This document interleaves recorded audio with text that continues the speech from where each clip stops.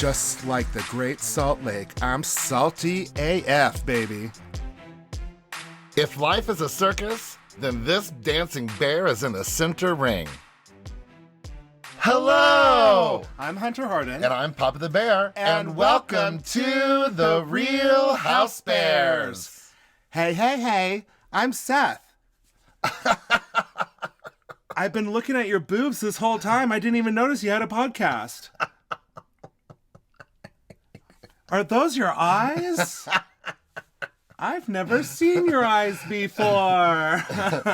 Because I'm looking at your breasts. You need to have décolletage right now. I need décolletage. Oh, my boobs are popping out. Hey, that's how we like them. Décolletage.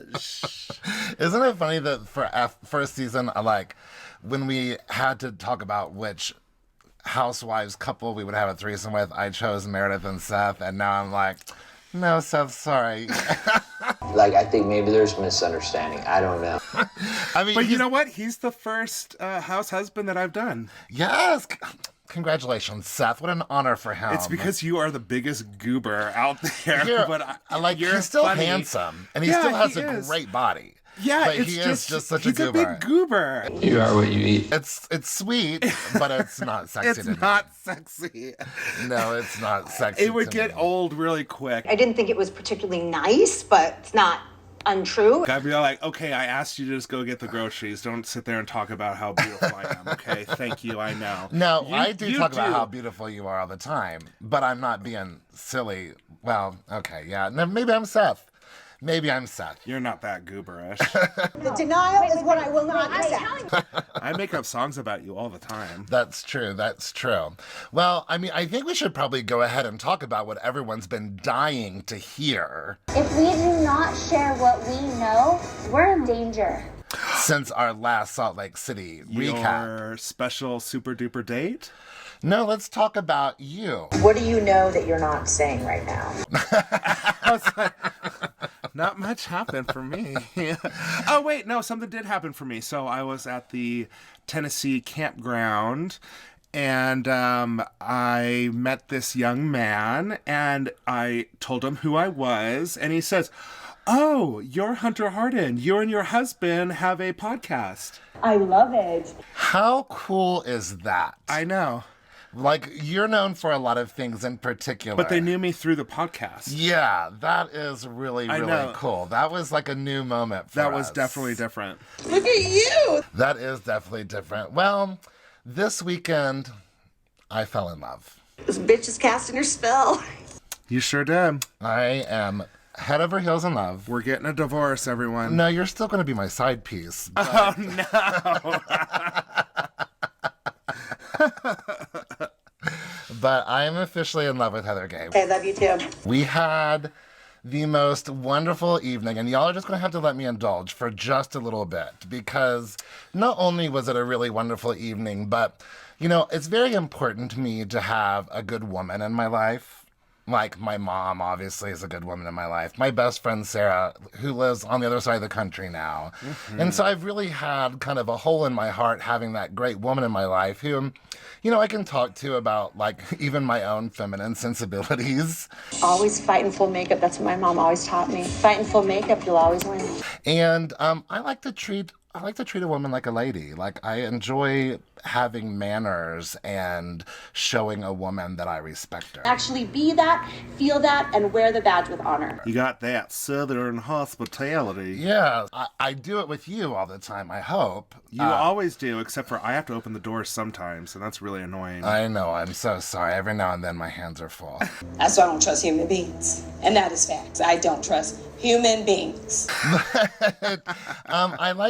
I just like to treat a woman like a lady, and it was so lovely to spend an evening one-on-one with Heather and get to treat her like a lady. And she had just done the Bitch Sesh podcast that day, so she had a full day, but she made sure that no matter what was going on, that we kept our date.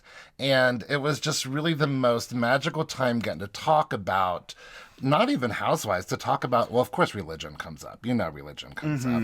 And, we went to the Amy Grant concert, and our seats were even better than what we expected them to be.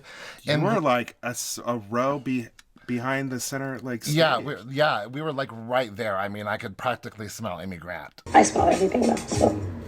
And she put on an amazing show. But what was really lovely is getting to kind of like canoodle with Heather. Like, I put my arm around her and she just rested into my armpit and laid her head on me. And I got to rub her shoulder there a little bit. I'm a modest woman. Like, it was just a really lovely, touching is my love language. And I don't normally touch you until I'm comfortable around you. So it was just really nice to have that intimate moment, like it was just two of us at a private Amy Grant concert.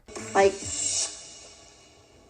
we made it. I'm still too intimidated by Heather Gay. She's too big of a personality, and she's a star. So that's why you never noticed her breasts.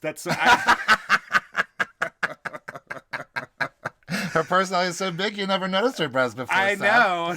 That's true. It all comes back to Seth, doesn't it? But since you posted that on Twitter, the twittering blew up on those pictures, and people that don't know who we are thought that that was legit a real date. Like, Heather Gay is seeing this man now.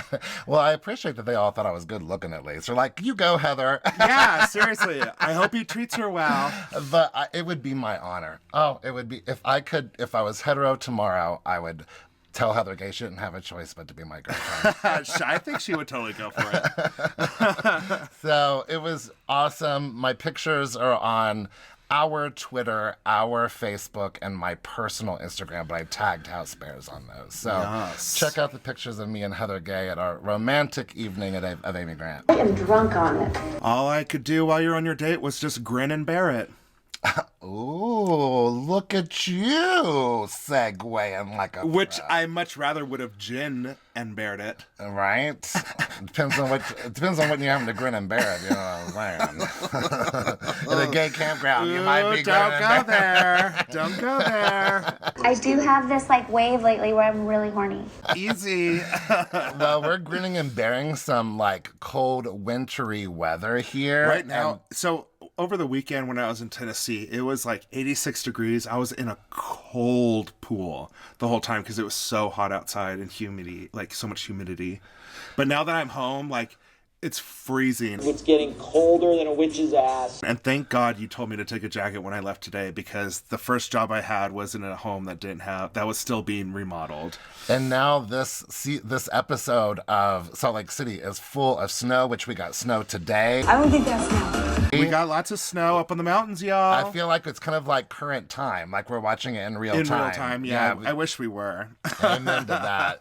So it starts off in a snowy Park City, and we're in Park City a lot. Yeah, well, Meredith. This episode. Meredith and Jen Shaw, and I think maybe even Lisa. Don't quote me on the Lisa, but I know that both Meredith and Jen Shaw live in Park City. Yeah, but everybody's meeting in Park City this day. Yeah, there's a lot of stuff to do in Park City. And plus, we're not completely over a pandemic, and so that might have something to do with the places that they go the places that they choose. Okay. Like, I did find out from Heather that igloo thing that they all had the dinner in at the end of episode 1, I think it was, that little glass igloo thing was built specifically because of COVID. Yeah, I know. I didn't know that. I just thought the restaurant had that's those true. things. I kind of thought it was COVID, but I also thought it was, since it was outdoor, it was perfect for when it is snowing. No, it was built specifically for the pandemic, so I thought that was pretty neat. That's interesting. Yeah. A COVID bowl. Do you eat out of here? A COVID bowl, but I hope they keep it because I want to go sit in it. I want to go sit in a little igloo-y. Sharif wants to get out of the cold. At first he was shoveling for 5 hours, and then the more aggravated he got with Jen, he was shoveling for 6 hours. So I don't know if Sharif is just showing off or if he's just really bored, but people who live in Park City, they don't shovel. They own their own little plows. They own their own little snow blowers. And if he was out there for 6 hours, do you think he does that every time it snows? Hell no. Well, they haven't lived there for very long, so maybe they just haven't had the opportunity. But they were living in Park City before too. Maybe they thought they could afford to pay someone. I don't know. Well, Jen was like, why don't you have the snow shovelers do it for you? And he's like, we don't have any snow shovelers. But he extended it to 6 hours. He was aggravated, pretty much, that no one came and checked on him in the past 6 hours. Poor guy. Didn't he look a little aggravated? He's like, don't give me that fur coat. Don't give me that drink. Well, he's warm now, and now he doesn't need a drink because he's done. Yeah. And he'll go inside and get his own. Yeah, he didn't seem too happy, and we're not used to seeing Poor like Coach that. Shaw. Next, Jennie is helping Dewey get dressed, and she practically stabs him in the neck while she's helping with his collar that's too tight. With her big old nails. Claw, claw. Yes. Mary's making some cookies. I'm gonna make Whitney some cookies. She's always cooking. This season she is. I wonder, because wasn't there rumors that she had an eating disorder in the first season? Do you think You know what? she's That does ring a bell. like, because every time she ate, like, she pulled something out and she would take one thing out of it and she would put it back in the fridge. I remember? think you and I spread those rumors. Stop it. Stop it. I don't know if it was ever said on the show, but you and I... Oh, no. Okay, I remember now. Remember, I have my friend who has experienced an eating disorder herself. Said that she saw signs in that in Mary. And that's when I started seeing signs of her not eating anything ever on the show. But remember, she wouldn't eat anything. So yes, we're the ones who spread Ooh, that rumor. okay, well, anyways, Luckily, no one was listening to season 1. But I like that she's like, 1 chickadee, 2 chickadee, putting the eggs in, and then she drops the whole third thing. one. 1 chickadee, 2 chickadee, and 3. She did good. And she's gorgeous without makeup on. You know what? She's gorgeous. She's just gorgeous, to be honest with you. Like, on Watch What Happens Live, her hair and makeup were perfection, and her face is just so beautiful. She needs to quit wearing all of the things to She may pull be your eye away. clinically insane, but she could look good. She's a hoarder on her own body. Like, I don't even get that. She's... I mean, that polka dot thing, she wears it all the time. It's like that episode of Friends when Joey comes in wearing all of Chandler's clothes. That's Mary Henry. Could I be wearing any more clothes? Could I be wearing any more jewelry and accessories? Yes. Really? That's a dig. Next, Jack, quote unquote, has to go to work. No, it's Jack. Yeah, right. It's Jack. Jack's going to work. Mom, I'm going to work. I gotta work out in the fields. The fresh wolf fields. That's hot. I like that voice. Maybe I'll use it later. Lisa apparently didn't sleep well after the debacle of the casino event the night before. But I love her outfit that she's wearing, that black sweatpants and sweatshirts with like the rainbow, like super 80s rainbow on the arms and leg, and then like a lightning bolt down the center. Lisa kills the fashion. I think she kills the fashion. I also love that if Lisa doesn't sleep, neither does John. Yeah. Poor John. Poor John, I know. Have we met Kendall the dog before now? I didn't know.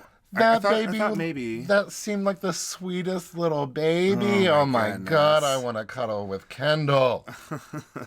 Lisa recaps that Angie thinks that Lisa meddled in the catering situation, and also about Angie's conversations with Whitney. And Lisa felt ambushed. I was blindsided. Like, I felt ambushed a little bit.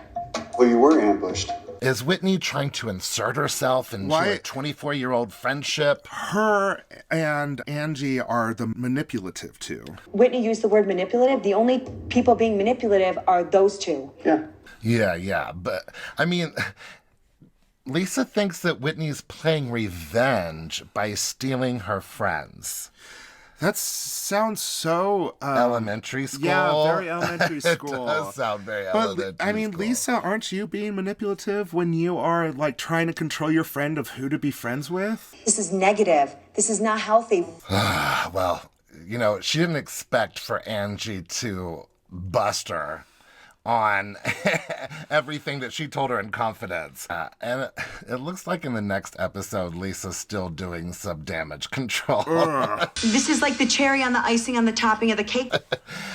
John suggests that Whitney and Lisa maybe get together for a one-on-one. Yeah, it could blow up in our face, but it could also be great. This is where the men start. John gets his own confessional. I know, I saw that. The men are starting to get their confessionals. They're getting their own scenes. This is like Jersey 2.0, maybe. I know, right? The guys are getting together. It's so good.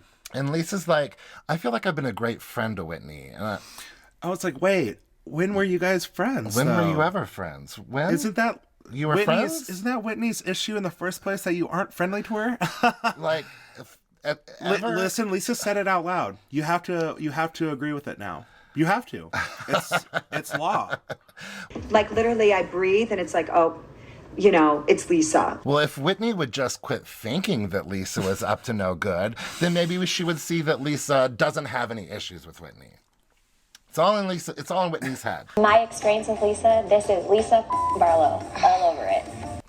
So, yeah, John gets his confessional, and he asks if, the producers ask if he really thinks that Lisa and Whitney could work it out. And John's just like, I really just kind of want to hang out with Justin. I so know. I hope I hope so. they could just, clear the slate a little bit so Yeah. at least we can hang out. Yeah. So moving over to Whitney's, her son Brooks is not interested in doing his homework. But only for 15 minutes. Like she said, 15 minutes at home, 15 minutes at I home. mean, at his age, that's about how long homework should be, I think. Not too much Oh, longer. yeah, that's like, what does the cow say? Moo. Like that? Well, I don't know if he's that quite that young. But Is it like it's- 5 plus 5? I think he might be for older than 5 first plus grade. Oh, my gosh. 10. If there's any more nonsense, I'm out. I'm done. I'm nervous for this next part. Mary comes in to Whitney's looking great. She looked awesome. She mean- didn't have a bunch of layers on. Yeah. She didn't have a ton of jewelry on. Yeah. She looked great. She didn't have a big old mug of makeup on her face. Yeah, she looked fantastic. And she brought those cookies with her. She comes in with an awkward hug, you know. Now, Mary is tired because She would teach, she'd like to teach the kids like a cooking class, but she's tired. yeah, she's tired. And the reasoning is terrifying. Wear your seatbelt. Because apparently Tom Girardi is a member of her congregation. No. Don't, you can't say that. There's too much law stuff in there. I don't want us to get entrapped in that. I don't want to be indicted. I don't want to be involved. I was like, here we go. Another person who has a crazy, Who has flipped their car. accident. Oh my gosh. I was like, I didn't know Tom Girardi went to church in Salt Lake City. So apparently one of these people from her congregation crashed, flipped. She was ejected from the sunroof, flew 30 feet off of the highway bridge and into a neighborhood. That's a great story to tell little kids. It was, well, the kids asked, well, did she die? And she says, oh, yeah, she died. Yeah, she's dead. Yeah. And everyone's just dumbfounded. Like, they're like, what do we say now? But I'm so glad to be here. I'm excited. Woo! I'm like, that was a switch, Mary. I'm excited to be here. That Like, was even a the kids were just switch. like, no one knows how to react. I'm like, just staring at her, terrified. So Mary and Whitney go downstairs to like the movie theater / bar area. We've been there. Mm-hmm. Mary says, I heard that something happened at Angie's. You know, I'm always the last to know what really happened. Yeah. And so Whitney says that she and Lisa always talk clean slate, but Lisa's always digging, and now she's upset about Whitney's relationship with Angie. You know, we can talk about that forever. Yeah, Whitney doesn't understand why she's always trying to influence her life negatively. And Mary's like, well, you do seem to care an awful lot about what Lisa thinks of you. Mary sometimes has this weird clarity. Yeah, it's bizarre. It's scary. I feel something. I'm scared of it a little bit. You know, it's a little bit too normal. It's a little bit too real. Yeah. Like, you're like, what? Mary's like, you know, Lisa does have a little bit of a cool factor. And, you know, Lisa is successful. She does know a lot of successful I think she's people. cool. She knows a lot of people at Sundance, obviously. Yeah. And, but I personally, I'm like, I think Whitney just wants to get Lisa off her back, mostly. Like, I think she's just obsessed with me. like, I think she might be attracted to me. Maybe. I mean, Whitney does mention later that maybe there is something inside her that wants Lisa's approval or Lisa's friendship or Lisa's something. Yeah. But I think more than anything, she's like, I just want Lisa to get off my back. Probably. Can we just coexist at least? Well, she probably just doesn't like confrontation in general. It's just who I am. I can't help it. Well, I mean, look at her. She's hanging out with Mary. And they've never been friends, so why bother now? Let's just learn to be cordial. Well, now they're coworkers. Yeah, but I'm saying you don't have to be friends. Yes, you do. This isn't the Real House Friends of Salt Lake City. I didn't come here to play nice and make friends. Right. So moving over to Heather. Heather is playing the piano. That's the piano that you played that you could see on our Instagram. Yes, if you want to see me playing that same piano with Heather and I singing and Jen Shaw dancing around. Interpretive dancing and also changing the notes on the music for a second and then walking away.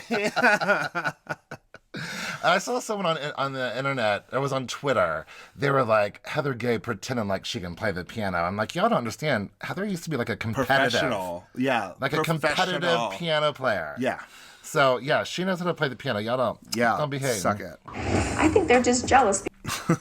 Ashley is really excited. She's Oh my hopeful gosh, this is to so have her nerve-wracking. college admissions email. I know. It's so like they don't open a letter anymore. It's an email. I know. So like once you get it, you have to wait to like.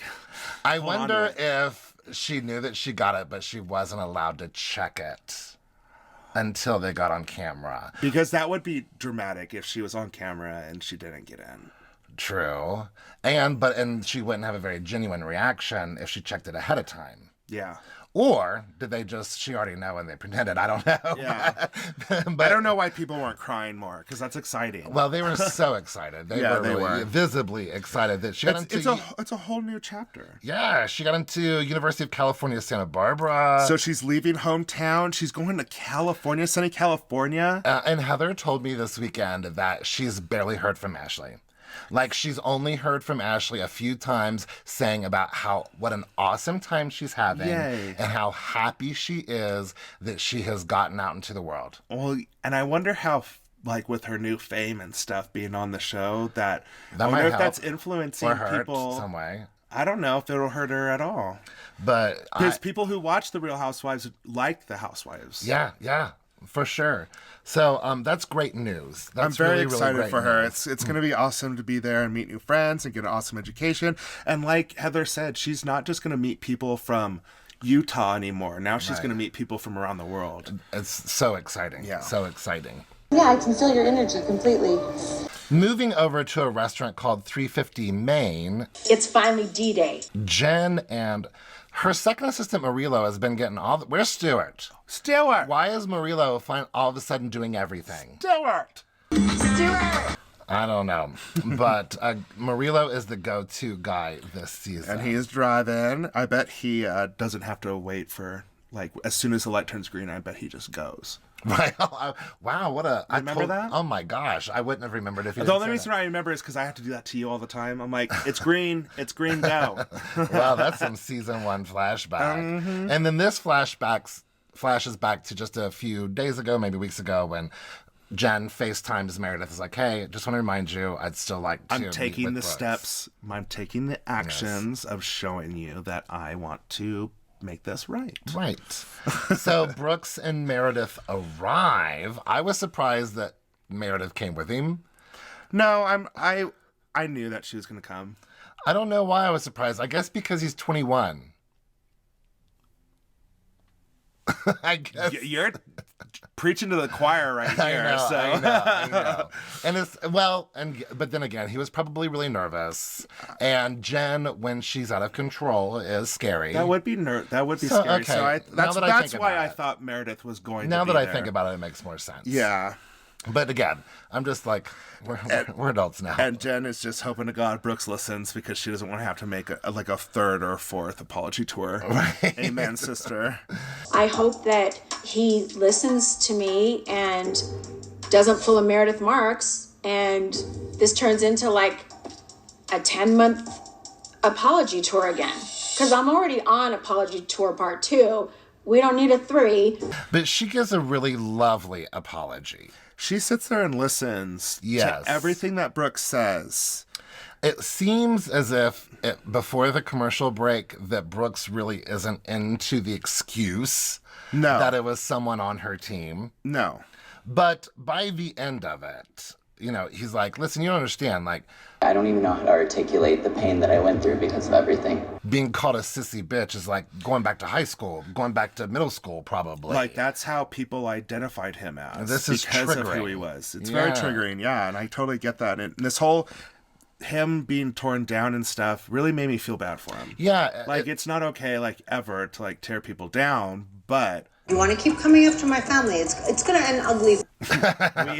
we are on a podcast that does have to analyze people's lives. Well, what really got to me when he was like, it just really felt like you were taking my voice away, because when you post something or like something or repost something, that makes it the truth to people who read it, and that to doesn't your followers and stuff. And like, when he said that, it made me understand it so much more. Yeah, he actually used the words. Away. He took my that really away. That was impactful to me. It was, and Jen obviously felt really bad about it. She even apologized about potentially flashing her GG. Her GG. And I'm sorry if you saw my GG.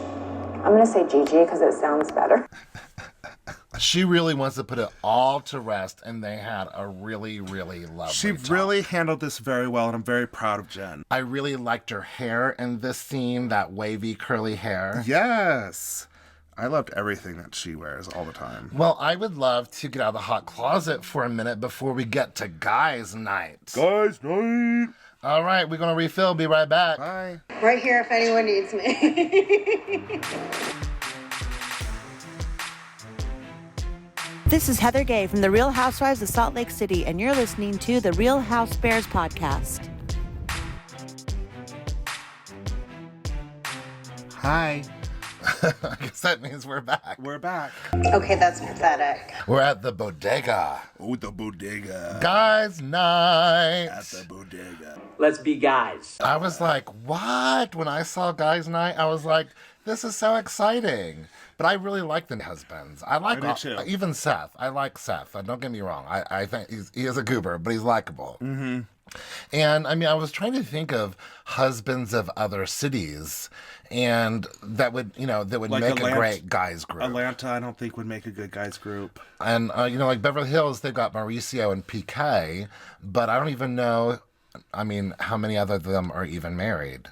You know, that's the thing. A lot of the housewives are not official wives anymore. So glad that the SLC guys are getting some time, getting some confessionals, getting their own scenes.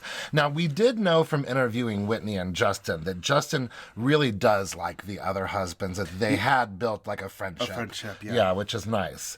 When Seth wears that Brooks Marks jacket... I don't even know if it is Brooks Marks' jacket or if it's just... Listen... He has these strips that just say his name on them, and he just keeps throwing them on just articles of clothing and saying that it's his clothes. Yeah, this is all so epic. Yo, we were howling. Like... Howling. What? I was like...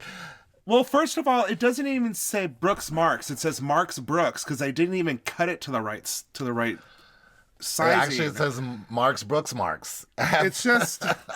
I just can't. I was like, I don't know how you can tell this is Brooks Marks. I mean, what would give it away?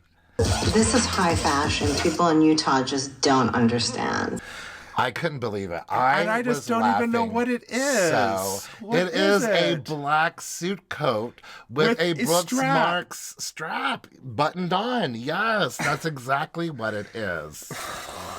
I was howling. I can't. I do have a feeling that Brooks might have worn one also, though. This might not be the first time we've seen it.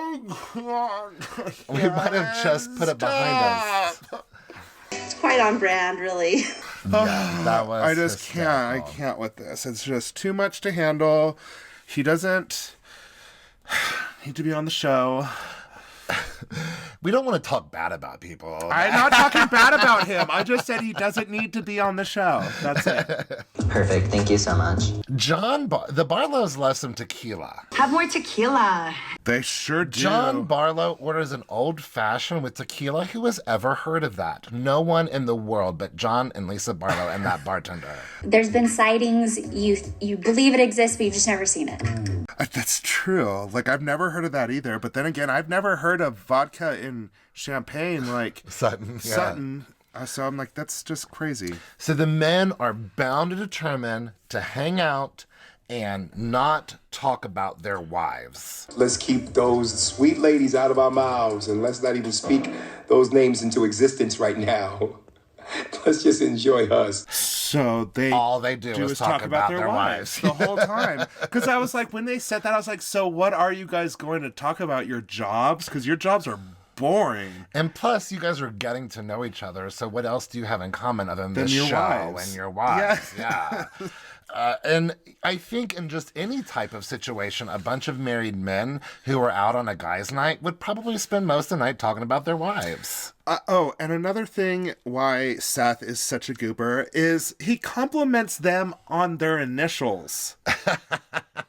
He calls them by their initials and then says, those are good initials, JB guys. and JR. Those are good initials. Okay. Those are great initials. Okay, great. Yeah, JB and JR, yes. Okay, great. CJ, RJ. Do I understand it? No. BJ. I like those initials. Well, since last time they've all seen each other, they're all still married. That's good. What? Seth says that from the outside looking in, it looks like Whitney and Justin really might have, like, maybe the best relationship of them all. I honestly see that too. Like, if you really look back at it, they don't fight in front of people. They genuinely like each other. They don't have anything bad to say about each other. And, you know. Well, and we plus know that Seth no and Meredith have had recent issues. Yes. We can only assume from what we've seen that Jen and Sharif, just seeing them on the show. Well, what has Jen said to the ladies? Jen has told the ladies that she's had troubles with. True. And Lisa and John, Lisa works too much. Yeah. So it looks like, and plus, Lisa doesn't give off the appeal of being a very sexual being, for one, and she doesn't give off like the homemaker type vibe either. Yeah, and I think everyone kind of knows that Lisa Barlow just rules that roost. Yeah, I can neither confirm nor deny. Whereas with Whitney and Justin, it might be more of a partnership. Yeah, but like, I don't know. I mean, well, Seth says you've got a stripper pole in your room, so of course your relationship's doing fantastic. Who doesn't have an awesome marriage when there's a stripper pole? Honestly, I can't wait for this weekend when we get to see all your old friends and they get to tell you about how amazing I am. I can't and wait how amazing our relationship is and how great it looks on paper and in the social medias. I can't wait to show you off. If they only knew what happened behind closed doors. So ultimately, I think this all boils down to control. Well, Seth does assume that Whitney and Justin have a great sex life, and Justin's like, well, actually, lately. Yeah, they already went over it in the beginning. We're only doing it 3 times a week, boo. I know, you poor things. I bet. Well, that means you might even do it during the week. Sounds like you're getting it all the time, as far as I'm concerned. I don't know why you're complaining. I need it as much as you do. Right? Seth is allowed to have sex with Meredith as long as he doesn't wake her up. That was funny. But it's also a very dad joke. That was really funny. Sharif wants the wives to get along, not only so that the men can hang out. That's what they all want. They really want to be hanging out. But also Sharif is like, just peace and harmony, Yeah. That's. And during that whole talk about having sex when she couldn't wake up, or don't wake her up if you're going to have sex, Coach Shaw can't handle these guys. He's like, these boys. And he's like, what do you think? You think we can get these girls together to get along? And the guys are kind of optimistic about it. Long pause, but they're all, It's possible. Guys are very optimistic, I guess. So it starts off at the very, very beginning of this episode with John suggesting to Lisa that he gets together with Whitney. Mm-hmm. And then the men are really driving this whole episode of trying to get peace and harmony between the women. It's very interesting. Next, we move over to Cucina Toscana, and I know for a fact that we've either been there this season or the first season. Yeah. Because I've said, Cucina Toscana, and you were, you did that. It's just the hand flick. You have to. Cucina Toscana. You have to. I love it. So I don't know if it was this season or the first season, but Jennie is meeting Whitney there. And now that Whitney has bought out her business partner, she's spending all of her time just like hustling. I need to say something about Jennie's outfit. Do. She looks like a badass businesswoman there for her lunch special. Do you have some sort of businesswoman special? You better. She looks fierce. And it was like a one piece even. Yeah, it was like a jumper. Hot. It was You're really right. awesome. I'm glad that you said something because it was worth mentioning for sure. So Whitney's spending all of her time working, all of her time hustling, and Jennie's like, I'm the opposite. I went from 5 to 1 practice, and I'm spending more time with my family. Yeah, and I'm not having another kid. Yeah. Done. And Whitney's like, but I would love another one. I know. It's so funny how the roles have reversed for both of them. I'm like, well, if you're having if Brooks had to walk home from school in like the first or second episode, then maybe a third child isn't the right decision right now. You know? That is very true. Oh my gosh, that's so true. Like it's I mean, you can't have your baby take care of himself. I mean, if they wait a couple more years, Bobby might be old enough to watch over the kid. Oh, true. I mean, or they might be a baller enough to get a nanny and manage it all. I don't know. But for the moment, it's not going to happen because Justin got a vasectomy, and I'm very proud of him for doing that. Justin went and got snipped and tied. Because it's so much easier for men to get vasectomies than it is for women to get their tubes tied, and it's way less dangerous. Well, you know, I used to teach with this guy that there was nothing he could do to keep him from getting his wife pregnant. Like, every time he looked at her, she got pregnant. And he got a vasectomy, she got pregnant. Maybe it was like that 1 in a million chance. One snuck through. So when Whitney's like, maybe he'll be the 1 in a million or whatever, I mean, I'm like, I think it can't happen. I've met 1 in a million. I've met him. Literally. I worked with him for years and years and years. Like, there was nothing this guy could do to quit having kids. That's some powerful... Don't you dare look at him. You're going to get pregnant. Right. But they have a really lovely lunch getting to know each other, despite the fact that Jennie is Lisa's friend. Mm-hmm. And we get back... Well, this whole episode is about Lisa and Whitney. I mean, Whitney she has all the rights to say that because Lisa literally just the night before said she didn't want her friends to be friends with Whitney. Well, and you know, if you think about it, that's the only conflict that's left. There's peace in all the land now. There's peace between Jen and Meredith. And Jen and Brooks. Yeah, and Heather has not had any conflict. Well, Heather and Lisa haven't really gotten together yet. But they're not really having conflict right now, though, because they're not spending any time together. I mean, we haven't even gotten to the Jen Shaw scandal yet. Oh, no. Man, I forgot. So this whole episode really was about Lisa and Whitney and the guys. Do you think this is going to be like the one, like, kind of easy episode before it starts to get crazy again? Or do you think we'll have one more, like, easy flowing episode? I don't know. They always do that in the middle. True. Yeah, you know what? You're right, though. But this is episode 5, and normally by episode 3 or 4 we get a little bit snoozy, but last week was intense. Last week I couldn't believe it was episode 4 already. That's why I feel like this, it's starting to cool. Things are starting to cool down. At the end of all of this, the only thing I want is peace for my child. Temperatures are simmering down. Well, Whitney explains that she and Lisa have kind of been oil and water since the beginning, and Jennie's like, I don't understand that because, you know, Lisa doesn't talk about people, and she certainly wouldn't say anything about anyone without, like, checking her facts. Which Lisa are you talking about, Jennie? I hear about this good Lisa a lot, right?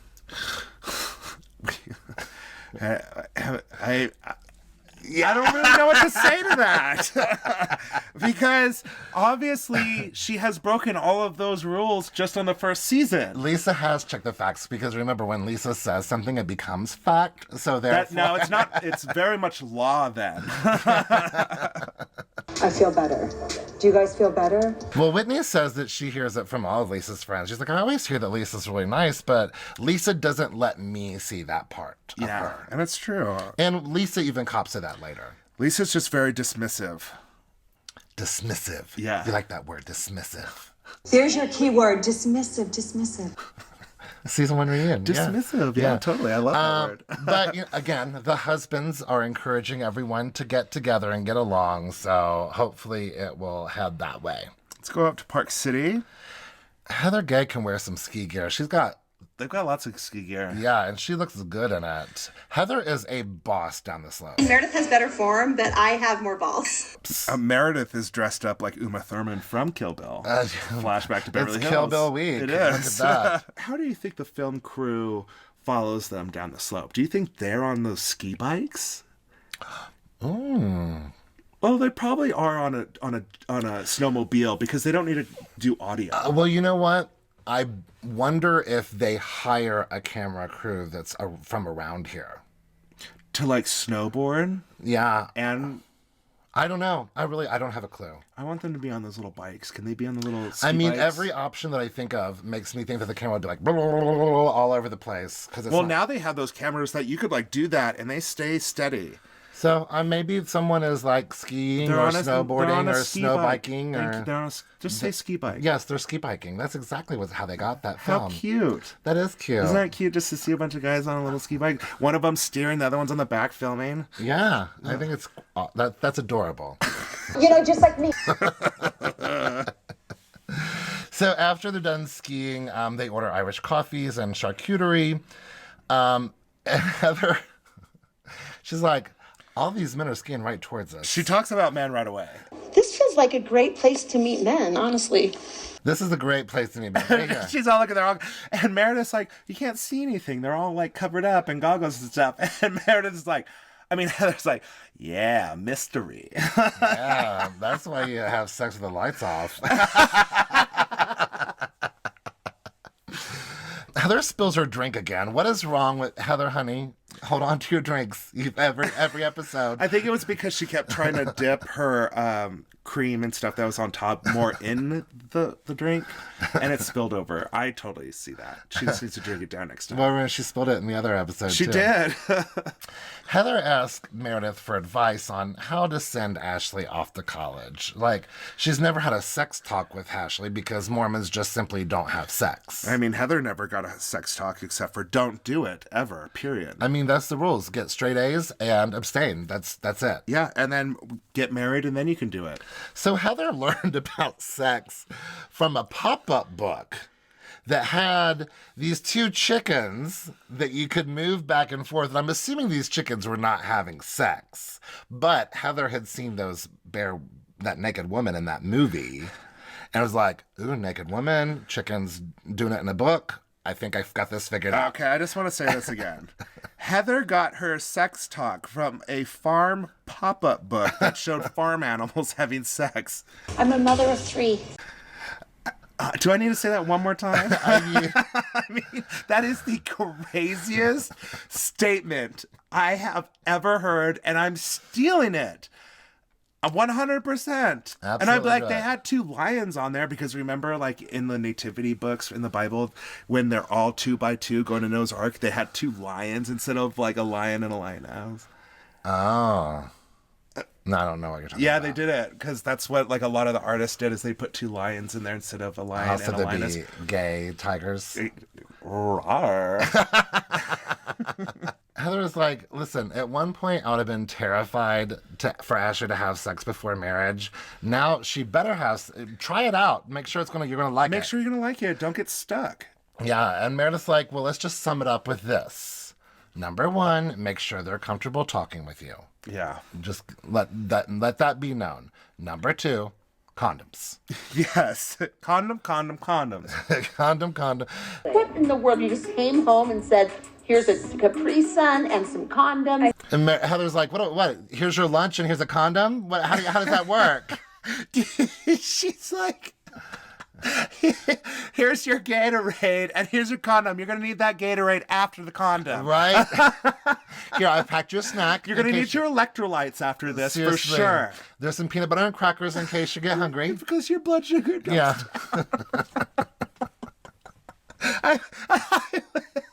I wish like all of my nieces and nephews weren't already old enough to already have the sex talk, so I could just go up to them and be like, you need to just give them a Gatorade and a condom. Meredith's like, I will not condone artificial juice drinking, but I will condone safe sex. Yes. I was never a big proponent of juice, but I am a proponent of condoms. Capri Sun and I would a rather condom. you drink a Capri Sun than get pregnant, for sure.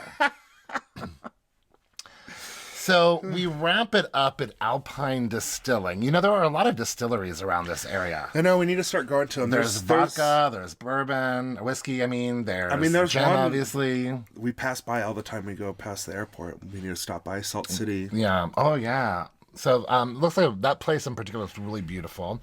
John suggested again that Lisa reach out to Whitney to find some middle ground. Like, I'm open to it. Also, you can't spell new beginnings without G-I-N.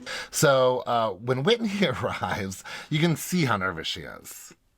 This is their very first one-on-one. They have filmed an entire show together and a never reunion. had a one-on-one. That's why they're not friends. Yeah. I mean, and that would make me in a weird kind of way nervous, I would even be, if we weren't enemies. Because they had to prepare for this way ahead of time so she knew this was coming for a while.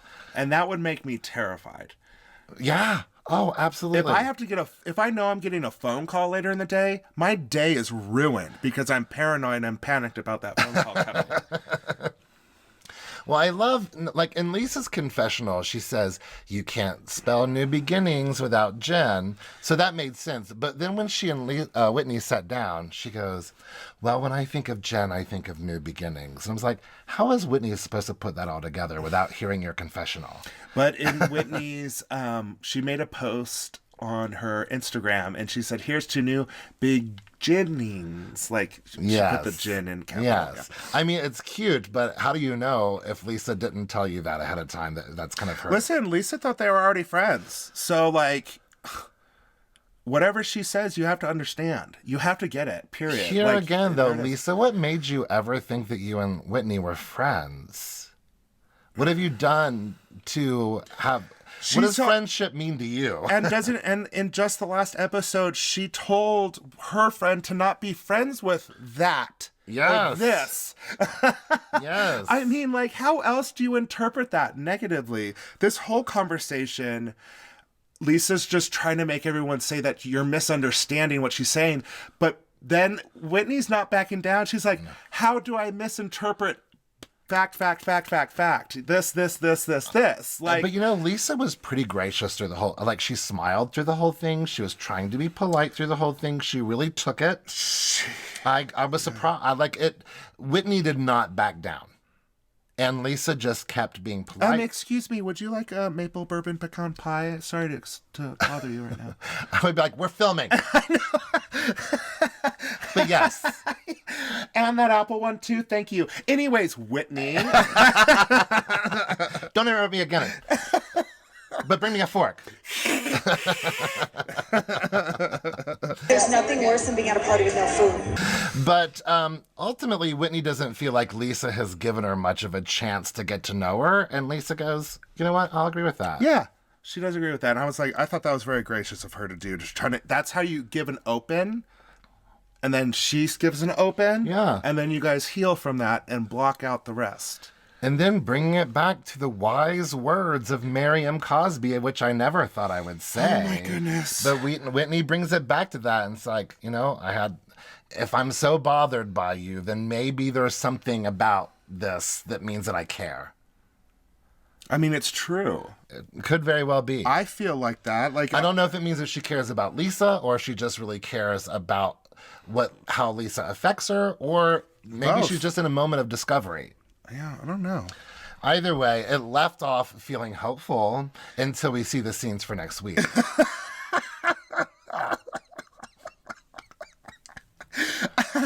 I do have to say, to go back just a little bit, Lisa's a Sag. Oh, she's just Sag. I'm a Sag. Like, I just want to free fly and be fun, like maneuver through like life, having a good time. She's a Sag, yeah. Yes. She's a Sag. I must have skipped. Oh, right there it is. I'm a Sag, yes. Yeah, Lisa's a Sag. She just wants to have fun. I'm a Sag. She wants to fly. I'm a Scorp. I'm a... A Pice? I'm a Pice. I was going to say piss. I'm a piss. Wow. I'm a Pice. I'm a Scorp. I'm like such a Pice that I just like to swim in the waters and like don't even go upstream. I go downstream because I'm like, yeah. I don't even know what that was. Pisces are the fish. And I got a friendly fish that's just circling me and we're like yin and yang. What? Yeah, you are. We're both yin and yang. Ooh, the fishes, they are yin and yang. Oh my God. And that means that's the best horoscope. Or zodiac sign, obviously. Look how many signs and meanings it has. And it's the last one. Are you going to keep talking about this?